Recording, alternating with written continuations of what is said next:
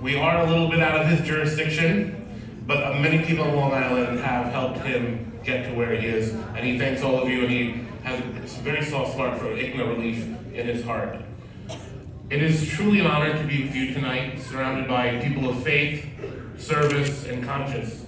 And I want to thank the leadership of ICNA for the invitation and for the work you have done year after year, often quietly, often without recognition, to serve communities in moments of need. There's many, many people in this room that I know work very hard. I have a very good friend in this room, Saeed Bukhari, who was with us in 2015 when we first started our political movement. And I was sitting at the table here and I saw that tonight's theme is be the door of opportunity. This is an amazing statement. It's not wait for opportunity. It's not hope for opportunity, but be the door. A door is not loud. A door does not seek attention, but without it, nothing moves forward. A door creates access. A door transforms exclusion into possibility. A door changes the course of someone else's life, often without ever knowing it.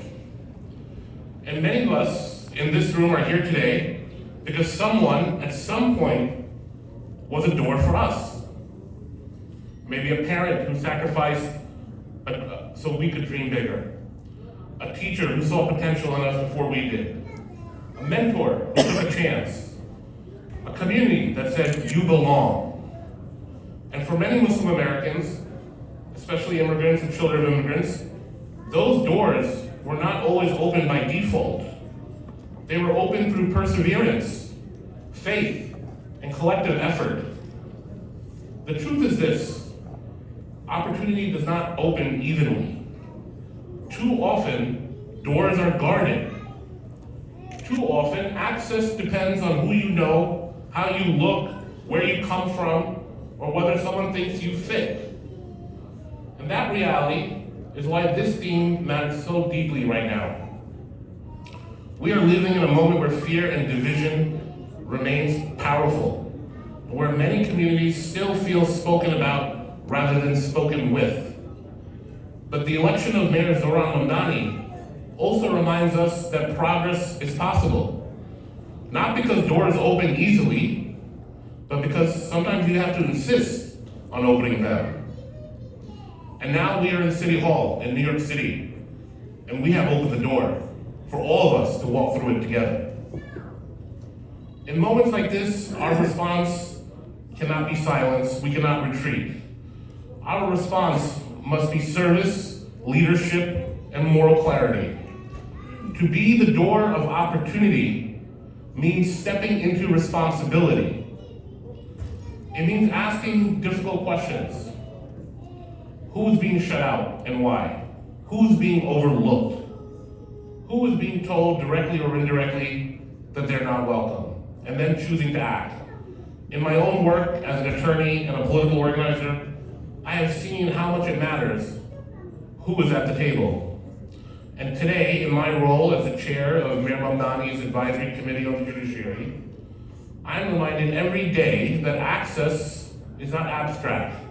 It shapes outcomes. It shapes trust. It shapes whether institutions reflect the people they serve.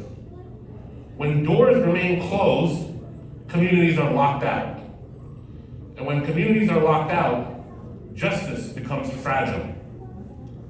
Being the door of opportunity means opening pathways in education, so young people can imagine futures larger than what society prescribed for them.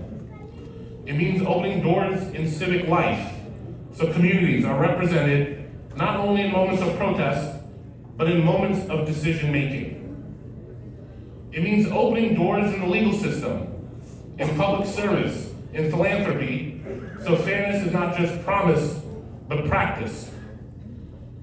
And ICNA has understood this responsibility for decades.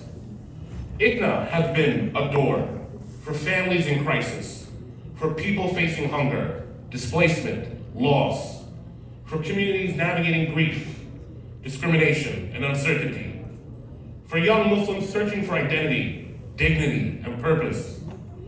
You have shown that faith is not only what we believe, but it is what we do. And that message feels especially meaningful tonight because Ramadan is just around the corner. I think a few days until the month that calls us inward and then pushes us outward. A month that reminds us that discipline is tied to compassion, that reflection must lead to action, that what we give matters more than what we accumulate. And as we prepare for Ramadan, this theme becomes a personal question for each of us. Where am I being called to be a door? Maybe for a young person looking for guidance. Maybe for a family navigating hardship. Maybe for a community seeking fairness, dignity, and opportunity. Being that door is not always comfortable. It often means standing in the space between power and vulnerability. It means holding the door open longer than expected. It means remaining present even when recognition never comes.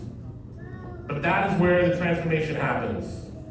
When you gain access, don't pull the ladder up. Hold the door open. When you reach influence, don't just blend in, reach back. These are our promises to you. And when fear tells you to stay quiet, let our faith remind us to stand firm. Because when one door opens, a life changes. And when a community commits to being the door for one another, history changes. May we be worthy of the opportunities we have been given by creating them for others. May this Ramadan renew a commitment to service, justice, and humility. And may we always choose to be doors wide open. Thank you.